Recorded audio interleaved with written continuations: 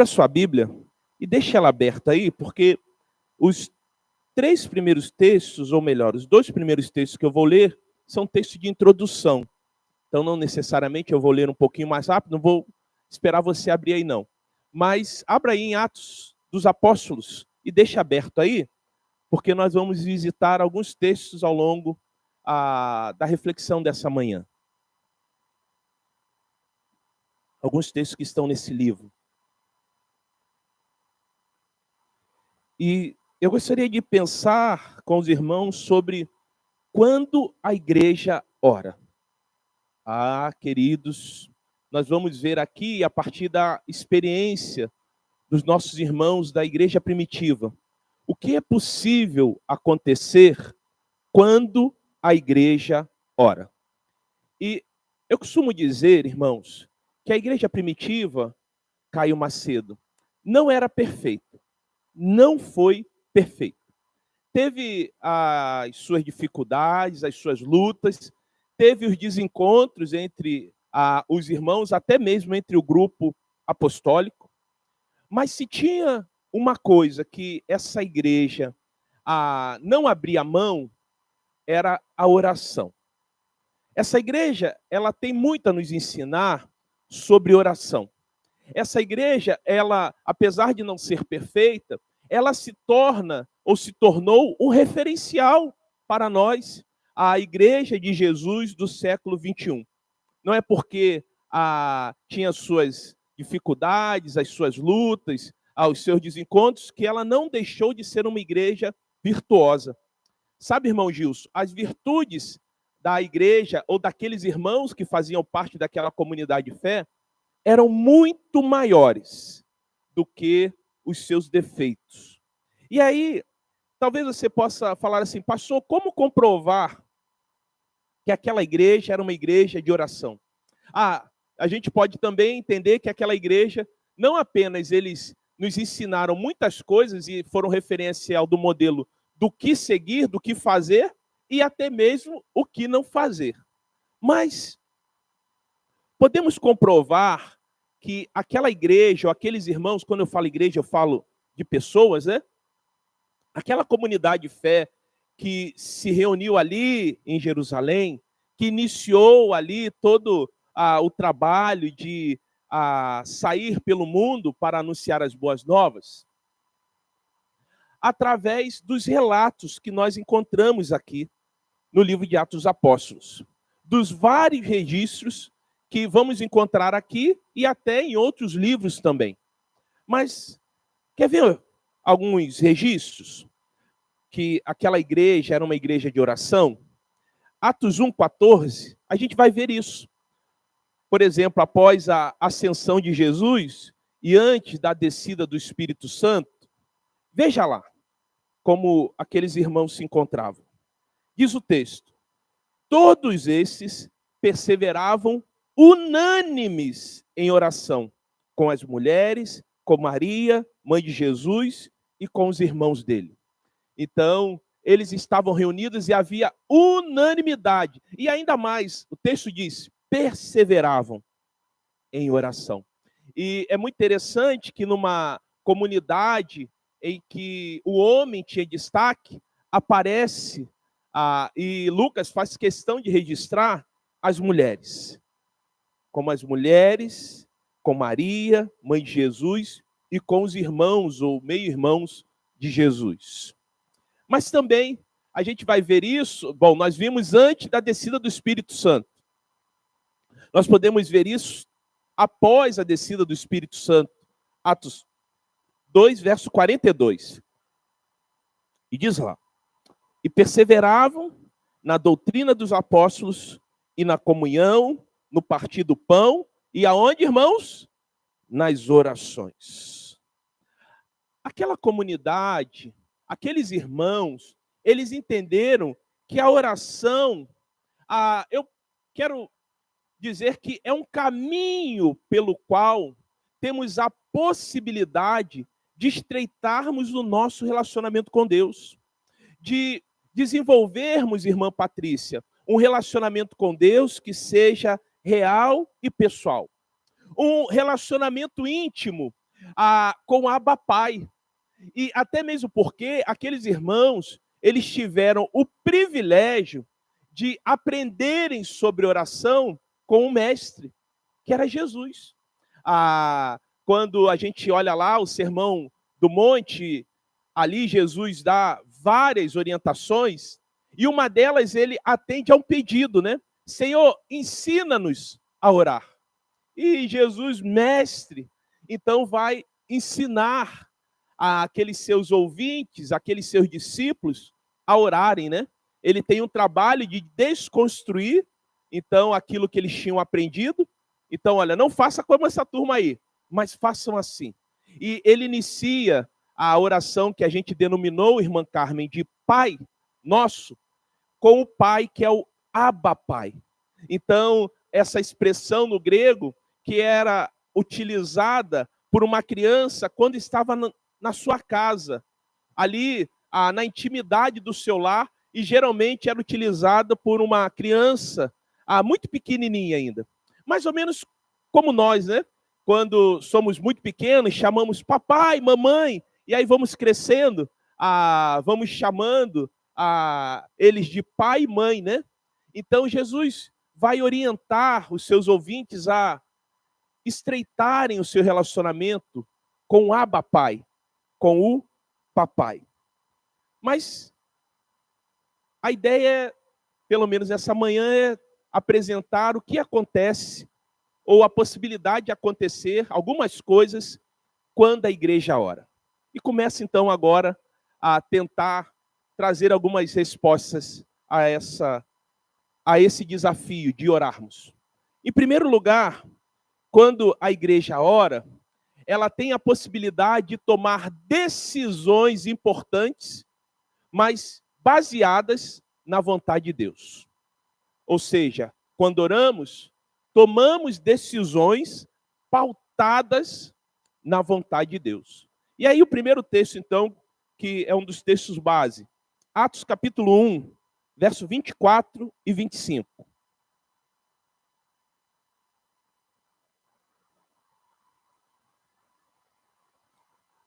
Diz assim: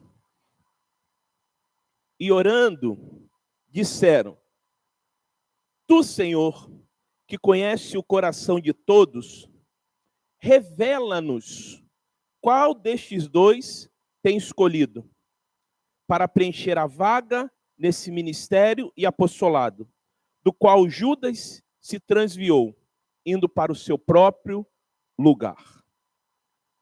Imagine, irmãos, o quão desafiador se tornou para aquela comunidade que havia surgido há muito pouco tempo.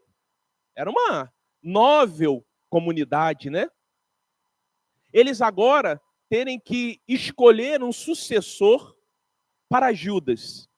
E tendo em vista a experiência, e a lamentável experiência que eles tiveram com Judas Iscariotes, aquele que traiu Jesus com um beijo. Mas sabe, eles precisavam e eles entenderam, orientados por Deus, que eles deveriam escolher alguém para poder então ocupar a vaga de Judas Iscariotes. Uma decisão difícil. Não é uma decisão fácil, por exemplo, uma comunidade de fé está orando, intercedendo por um novo pastor, uma nova pastora, um líder que há de conduzir esse rebanho. E aí, o que se deve fazer então? Orar. Mas não apenas na escolha de um líder ou de uma líder, mas em todas as áreas da nossa vida. Talvez você que está conosco nessa manhã, cultuando presencialmente ou online, tenha decisões importantes ou esteja aí a portas de tomar decisões importantes na sua vida, talvez na sua vida pessoal, no seu relacionamento, ou até mesmo no futuro relacionamento, né? Por isso que a gente diz até em tom de brincadeira, mas é uma verdade, e deve ser levado muito em conta quando alguém quer iniciar um relacionamento com outro. A gente precisa usar as 3 partes do corpo, né? Então, a gente começa daqui de cima. A cabeça, a parte cognitiva, vendo se aquela pessoa... E há uma dica aí para quem está aguardando no Senhor aí, né? Vocês aí, né? Tem alguns que os pais falam assim, pastor, só quando tiver 30 anos. Eu falei, não sei não, hein? Alberto diz, aí, Julinho, Alberto, só com 30, né? Mas não quero causar problemas aí na família. Mas deixa eu dar a dica aí para aqueles que estão aí aguardando no Senhor. A cabeça, a parte cognitiva, como é essa pessoa? Será que os projetos que ela tem de vida são projetos que se encaixam também naquilo que eu tenho? Os princípios e valores dessa pessoa são princípios e valores que também eu prezo? Então, essa é a parte cognitiva. Então, veja essa pessoa pela cabeça, mas também pelo coração, né? E é tão bom estar apaixonado, né, irmãos? Coração dispara, a gente fica gelado, perto da pessoa não sabe o que falar. Aí o menino fala, vamos tomar um sorvete, né? Aquela emoção, aquela coisa boa, e hoje eu vou vê-la, né? Aí você se arruma, fica bonitinho, né? Tem uns que não tem jeito igual a mim, né? Mas a gente tenta. Aí você fica todo empolgado, empolgada, é o coração, né? Dispara. Tem quase um infarte. Mas também, e aí, esse é o mais importante, eu costumo dizer, e não menos importante, mas esse é o mais importante. Não apenas a parte cognitiva, não apenas a parte da emoção, mas olha, os joelhos. Como é importante a gente orar ao Senhor para que Ele nos oriente, para que Ele confirme talvez aquele namoro, né? E se a gente vai continuar aí dando sequência ou não. Então são decisões importantes a serem tomadas que devem levar em conta a oração. Alguém já disse, e eu acho que eu fui o autor dessa frase, mas se porventura não fui, eu não sei a quem dar crédito. Mas eu escrevi o seguinte, e eu acho que foi eu o autor. O segredo, e eu boto esse segredo entre aspas, o segredo da oração está em ajustarmos, ou melhor, em nos ajustarmos aos propósitos de Deus. Ao invés de buscar que Ele se ajuste aos nossos propósitos. Talvez uma das questões que vão marcar na nossa vida de oração não é a orarmos, querermos que Deus se ajuste aos nossos propósitos. E com isso eu não estou dizendo que você não possa apresentar a Ele os seus pedidos, mas é em nós nos ajustarmos aos propósitos dEle. E quando a gente está diante de uma decisão importante, ou de decisões, né? Porque tem decisões que são claras, são decisões que não precisam de oração. Por exemplo, a gente convive com uma pessoa que é uma péssima influência, que a gente já falou, já pregou, e ela não quer ouvir e até nos coloca em situações delicadas. E a gente vê que quando está perto dela, a gente está mais suscetível a cair do que ficar de pé. Então isso já está claro. Fui, acabou. Vamos manter a distância. Mas existem decisões que não são tão fáceis assim. E aí, queridos, quando a gente apresenta para Deus e fala, Senhor, nos oriente, a gente então, teoricamente, está se colocando à disposição de seguir a vontade dele. E olha, Jesus fez isso. Jesus, certa feita, e veja lá em Mateus, capítulo 26, ele, ao orar, e era a decisão mais importante ali ao longo do seu ministério, ele não vai se ajustar aos seus propósitos, mas ele vai se ajustar aos propósitos do Pai. Atos 26, o verso 39 e depois o verso 42. Jesus está ali no Getsêmani, né? E diz assim: adiantando-se um pouco, prostrou-se sobre o seu rosto, orando e dizendo: meu Pai, se possível, passe de mim esse cálice. Todavia, não seja como eu quero, e sim como tu queres. Então, Jesus subiu ali 3 vezes para orar, né? E, infelizmente, os seus amigos, os seus discípulos, né? Não conseguiram se manter ali acordados para estar orando. Mas Jesus estava ali se ajustando aos propósitos do Pai. Ele apresenta a sua vontade. Senhor, Pai, Abba Pai, eu gostaria muito que fosse passado de mim esse cálice. Contudo, não seja o que eu quero, mas o que tu queres. Aí veja o verso 42. Tornando a retirar-se, orou de novo, dizendo: meu Pai, se não é possível passar de mim este cálice sem que eu beba, faça-se o quê? A tua vontade. Faça-se a tua vontade. A oração, irmãos, não é um instrumento, não é um caminho pelo qual podemos obter coisas de Deus. Isso é consequência, mas é um instrumento pelo qual Deus age em nós. E algumas vezes, nós vamos ver aqui, através de nós. Isso é, então, desenvolver um relacionamento real e pessoal com o Abba Pai. Isso é o que a gente chama de oração.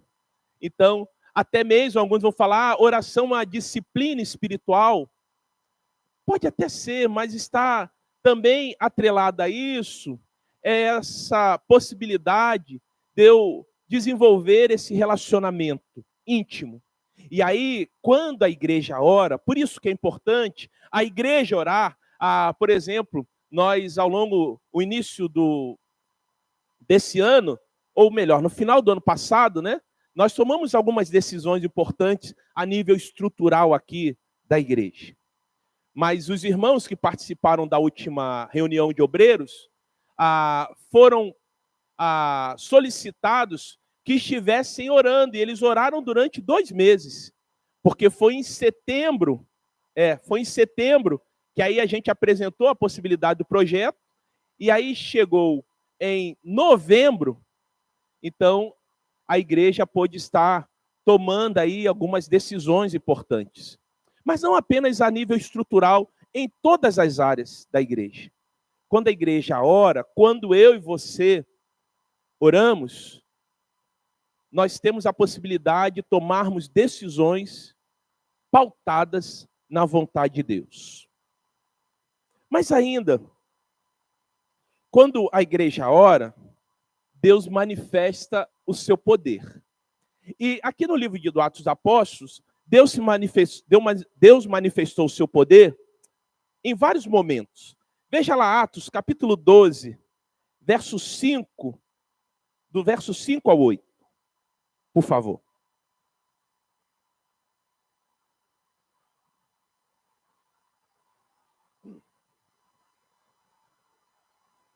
Diz assim: Pedro, pois, estava guardado no cárcere, mas havia o quê, irmãos? Oração incessante, não é oração intermitente, oração incessante a Deus, por parte de quem? Da igreja, a favor dele. Verso 6, quando Herodes estava para apresentá-lo naquela mesma noite, Pedro dormia entre 2 soldados, acorrentado com 2 cadeias, e sentinelas à porta guardavam o cárcere. Eis, porém, que sobreveio um anjo do Senhor, e uma luz iluminou a prisão. E tocando ele o lado de Pedro, o despertou, dizendo: levanta-te depressa. Então as cadeias caíram-lhe das mãos. Disse-lhe o anjo: cinge-te a calça, cinge-te e calça as sandálias. E ele assim o fez. Disse-lhe mais: põe a capa e segue-me. Quando a igreja ora, Deus manifesta o seu poder. E aí o que acontece? Cadeias e algemas são abertas. A Herodes, para ficar bem com a liderança do povo judeu, com os líderes religiosos, começou a perseguir os cristãos. Bom, nesse capítulo, se você for ler um pouquinho, alguns versos antes, você vai ver que Tiago já havia sido morto. Então, a situação estava bem delicada. E Pedro foi preso. E não apenas foi lançado numa carceragem. Ele foi preso e estava acorrentado a 2 homens. E algo extraordinário aconteceu. Mas é muito significativo quando a gente lê o verso 5, que diz lá que havia oração incessante. De quem? Da igreja. A igreja estava orando. Sabe, queridos, quando a gente olha aqui e vê que Pedro, então, teve aquelas algemas e as portas da cadeia abertas com uma ação miraculosa de Deus, com o poder de Deus se manifestando de forma sobrenatural, de forma extraordinária, nós podemos entender que isso também é possível acontecer na vida de pessoas que estão aprisionadas, que estão acorrentadas e acorrentadas, talvez pelos vícios, tanto das drogas ilícitas, quanto também das drogas lícitas. Eu conheço, e acredito que você deva conhecer, pessoas que foram libertas de vícios que estavam destruindo a sua vida, pela ação poderosa de Deus, por vidas que estavam orando por ela.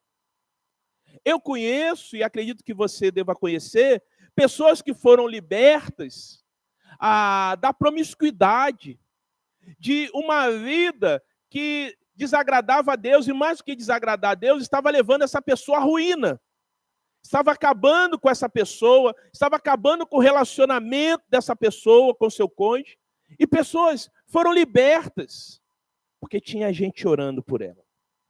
Pessoas que foram libertas da vida do crime, da maldade. Pessoas que foram libertas do domínio satânico, que adoravam o inimigo de nossas almas, através da oração. Jesus nos ensina a lidar com o inimigo de nossas almas através da oração. Ah, pastor, o que a gente deve fazer diante de uma pessoa que está endemoniada? Deve gritar, deve pegar, e é lamentável que isso aconteça, mas tem gente que assim o faz, pega a Bíblia e dá na cabeça da pessoa que está possuída por aquele demônio. Não, queridos. Não há necessidade de escândalo, não há necessidade de gritaria, porque o poder não está em nós, está nele. E aí ele manifesta o seu poder através de nós, e age através de nós. E como deve ser então, pastor? Através da oração. Quer ver um exemplo? Do próprio mestre. Mateus capítulo 17, verso 21. Por favor.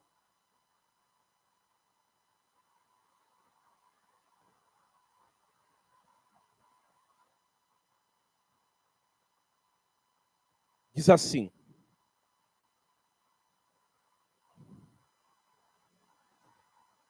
quando os discípulos de Jesus se deparam com aquele jovem possesso, diz lá: mas esta casta não se expele, senão por meio de quê, irmãos?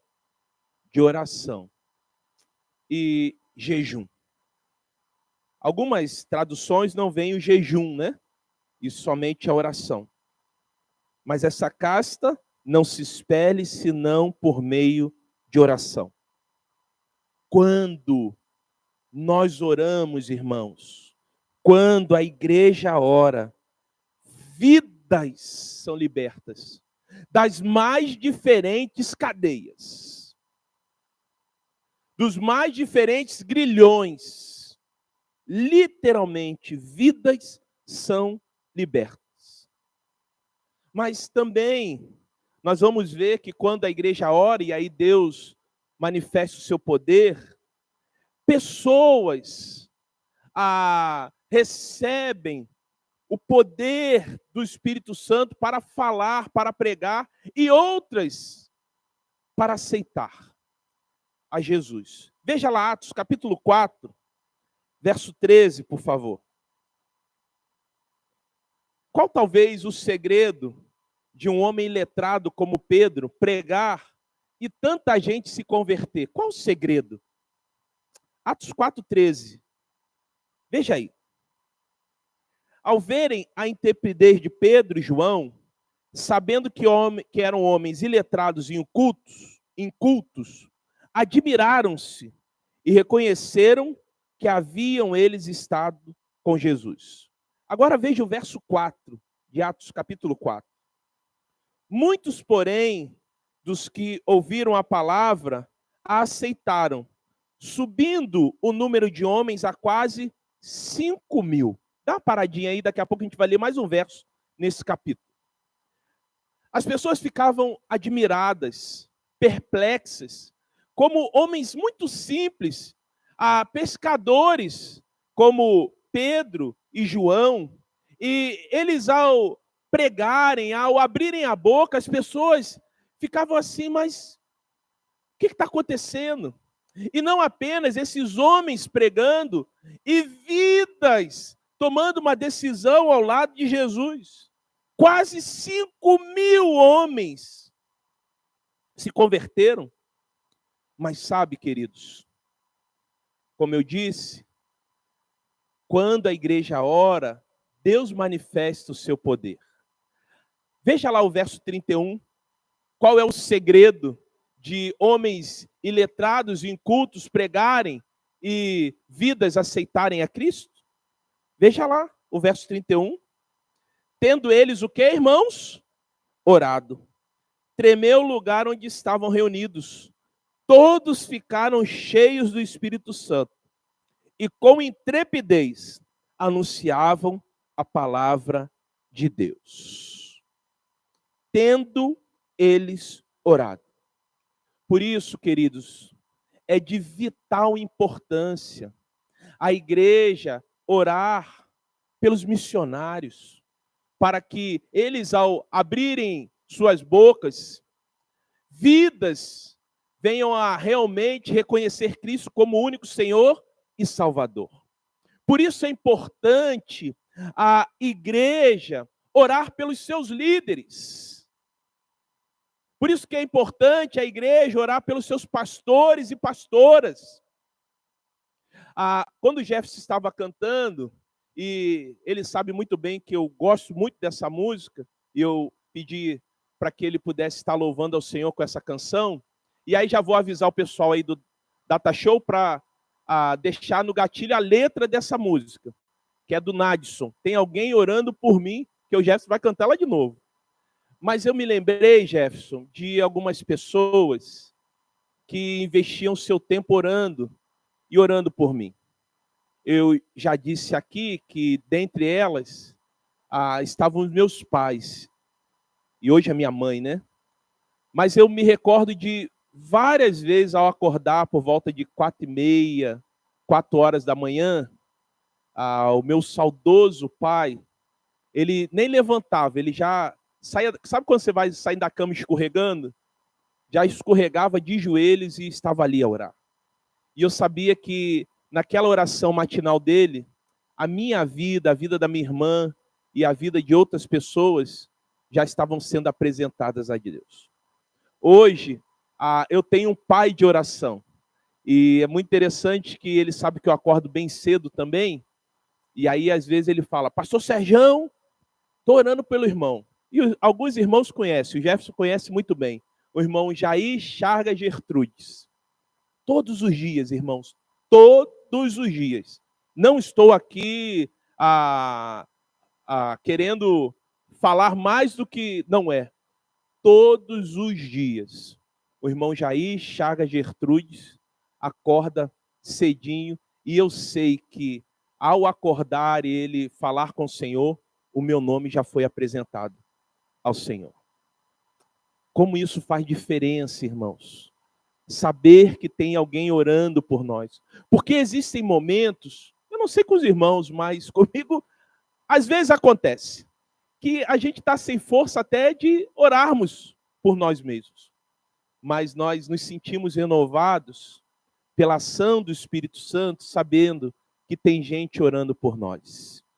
Então, quando a igreja ora, queridos, os líderes, os missionários são tomados pelo Espírito Santo para fazer aquilo que Deus deseja que eles venham a fazer. Por isso que é importante a igreja orar. Como faz diferença. E havia um compromisso daquela igreja em sustentar seus líderes, intercedendo por eles. Mas também, quando a igreja ora e Deus manifesta o seu poder, prodígios e sinais acontecem, milagres acontecem. Veja lá Atos capítulo 3, o verso 1 e depois o verso 6.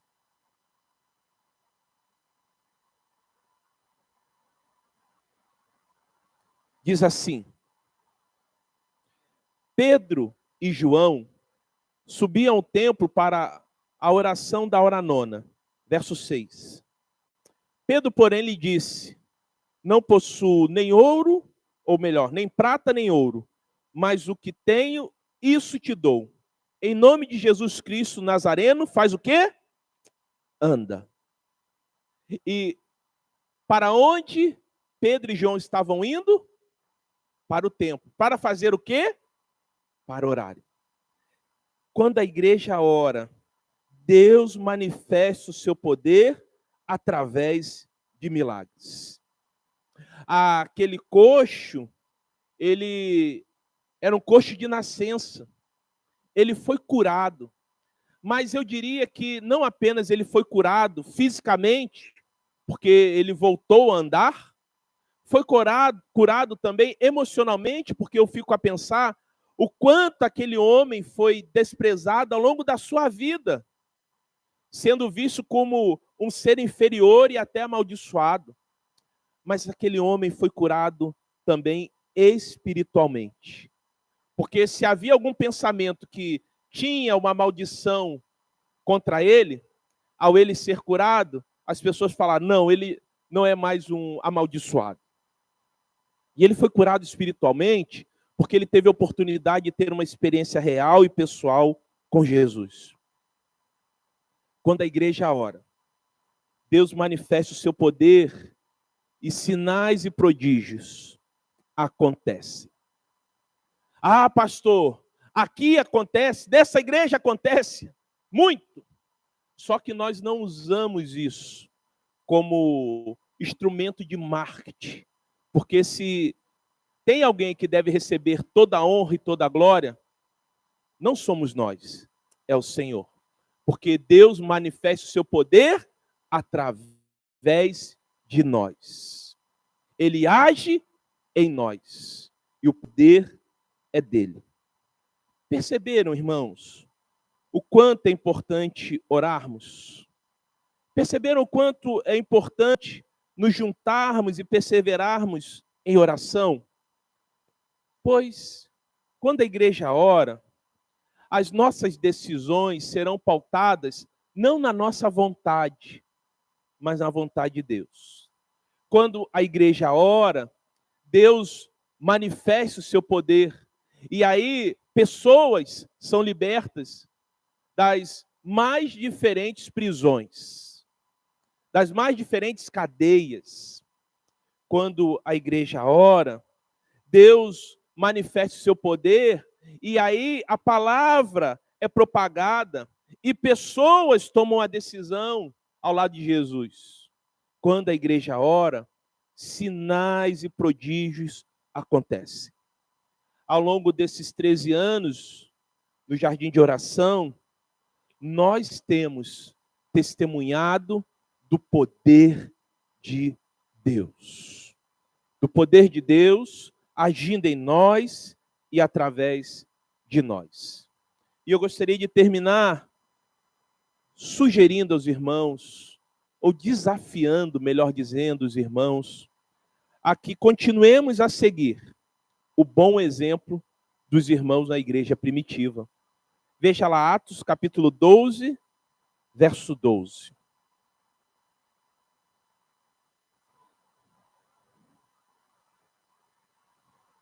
Diz assim: considerando ele a sua situação, depois que Pedro foi solto, né? Resolveu ir à casa de Maria, mãe de João, cognominado Marcos, onde muitas pessoas estavam congregadas e oravam. Muitas pessoas congregadas e oravam. E sabe, eu gostaria muito de desafiar você nessa manhã a realmente desenvolver um relacionamento real e pessoal com o Pai, através da oração. Se você não faz, que passe a fazê-lo. Se você faz, que continue. Se você está pensando em desistir, que não vale a pena, persevere. Persevere em oração. E eu gostaria muito de convidar a igreja, e aí você fique muito à vontade, porque mais do que esse movimento físico, está o movimento do coração. Podermos nos prostrar diante do Senhor nessa manhã, nos ajoelharmos diante do Senhor e apresentarmos a Ele talvez algumas questões que a gente precise tomar decisões importantes. Apresentar a Ele novamente pessoas que carecem da ação e da intervenção do Senhor. Apresentar a Ele pessoas que não são salvas. Apresentar a Ele os nossos pedidos, mas com o coração muito, mas muito quebrantado, para que venhamos a entender que oração, ou o segredo da oração, não é o Senhor se ajustar à nossa vontade, mas o segredo está em nós nos ajustarmos à vontade dele. Até porque ela é boa, agradável e perfeita. Então, eu vou aqui me ajoelhar. Se você aí onde quiser, onde estiver, quiser se ajoelhar e apresentar situações, apresentar questões, apresentar o seu pastor, a liderança dessa igreja. Queridos, como isso faz toda a diferença. Se de repente você não tiver ninguém na sua mente para estar intercedendo, ore por mim, ore pela minha família, ore por decisões importantes que eu, enquanto pastor, preciso tomar para com essa igreja e na minha vida pessoal também. Então, o Fernando vai estar nos abençoando, ou João, com a melodia, e nós vamos ter esse momento de estarmos orando, ajoelhados ao Senhor, diante do Senhor, melhor dizendo.